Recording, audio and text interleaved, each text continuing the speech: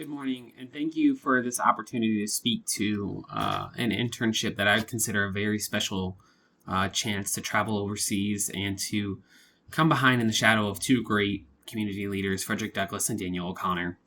To start, I'll answer of how the legacies of Frederick Douglass and Daniel O'Connor have shaped my path.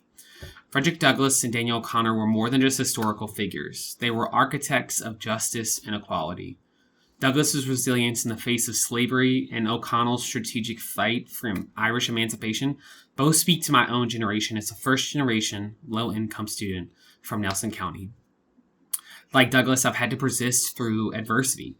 I recall failing a class last semester while also balancing full-time work and full-time study, and how devastating that was. And I remember persevering through that, blazing a trail forward while navigating the actual transition from community college to UVA. And like O'Connell, I've learned that change requires not just passion, but structure. I see that day to day while helping create a mentorship program for low-income, first-generation students serving my community. Really, it's about bridging the gap between high school and post-secondary education. And I really want students to have the resources and the mentorship to be able to traverse that difference and really to be able to go into community college or university with strength, passion, and resolve to actually help build up their own careers and hopefully initiate change later on the line, even after I'm gone from college. And that, to me, is why I carry Douglass's passion and O'Connell's educational framework, as I value their ability to speak openly and publicly about their beliefs and morals. I've had the honor of representing students at college events and giving speeches talking about my story. Most notably, I was invited to speak at the VCCS 60th anniversary celebration. I was selected out of thousands of students across the state of Virginia to represent the student body and advocate for more funding for educational programs and community colleges. And I really do that by sharing my story with state legislators and the governor of Virginia, showing that the real change can happen through proper education. And Douglass and O'Connell's legacy reminds me that leadership isn't just about titles. It's about impact. It's about lifting others up as you climb. And that reminds me of one of the speech quotes that I used in the beginning time of giving speeches at the community college. And it goes, it's a quote from Nelson Mandela, and it goes, "Education is the most powerful weapon, which you can use to change the world." And that really resonates with me because the effect and the change you see from proper education and experience has ripples effects across your community. And to have the next question of why international work experience matters to me, international work experience isn't just a resume line.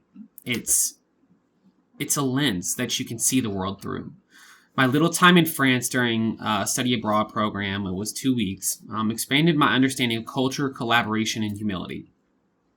It taught me that leadership must be adaptable, empathetic, and globally informed.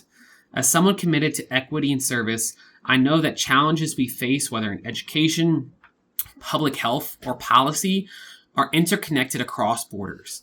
This chance to study in Ireland would help further focus my lens of leadership and help me establish connections across oceans and borders. Specifically what that looks like. It's really about sharpening my ability to lead diverse teams, navigate complex systems, and design solutions that honor cultural nuance. It'll help shape me into a leader who doesn't just speak about inclusion, but somebody that lives it. And for the next question, how I foster understanding and respect across perspectives. When I encounter perspectives different from my own, I first lean into curiosity, listen deeply, and seek the values beneath the views. Whether I'm engaging in ethical debates using Kantian or utilitarian frameworks, or collaborating with students from different backgrounds, I aim to create a space not just for agreement, but for growth. Respect isn't passive, it's active. It's choosing to see in the humanity of someone else. And I really align with that because everyone has a sense of good within them. It's just a matter of whether that's what you want to look for. Even when we disagree, that's how I build bridges, not walls. Failing a class was a turning point for me. It shook my confidence and forced me to confront the fear of not being enough. But instead of retreating, I chose to reflect, recalibrate, and rise. I sought support, adjusted my study strategies, and recommitted to my goals. The setback taught me that resilience isn't about perfection, it's about persistence. It reshaped my outlook. I now see failure as feedback and adversity as fuel. It deepened my empathy, strengthened my resolve, and reminded me that every stumble is part of the climb.